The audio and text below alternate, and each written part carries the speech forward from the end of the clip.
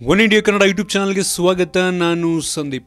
IPL 10ನೇ ಆವೃತ್ತಿಯ 3ನೇ ಪಂದ್ಯ ಇಂದು ಕೋಲ್ಕತ್ತಾ ಮತ್ತು ಗುಜರಾತ್ ನಡುವೆ ನಡೆಯುತ್ತಿರುವಂಥದ್ದು. ಈ ಒಂದು ಪಂದ್ಯದಲ್ಲಿ ಈಗಾಗಲೇ ಟಾಸ್ ಮುಗಿದಿದ್ದು ಕೋಲ್ಕತ್ತಾದ ಗೌತಮ್ ಗಂಭೀರ್ ಅವರು ಟಾಸನ್ನು ವಿನ್ ಆಗಿ ಫೀಲ್ಡ್ ಮಾಡೋದಕ್ಕೆ ಆಯ್ಕೆಯನ್ನು ಮಾಡಿಕೊಂಡಿದ್ದಾರೆ ಮತ್ತು ಕೋಲ್ಕತ್ತಾ ಪರ Trent Boult, Chris Woakes, Sunil Narine ಮತ್ತು ಕ್ರಿಸ್ ಲಾಯನ್ ಅವರು ಆಡ್ತಾ ಇದ್ದಾರೆ. ನಂತರ ಮಾತನಾಡಿದಂಥ ರೈನಾ ಅವರು ಒಂದು ದೊಡ್ಡ ಮೊತ್ತದ ಸ್ಕೋರಿನತ್ತ ಅವರು ಒಂದು ಹೋಗುವ ಆಶಯ ಇದೆ ಅಂತ ಹೇಳಿಕೆಯನ್ನ ನೀಡಿದ್ದಾರೆ.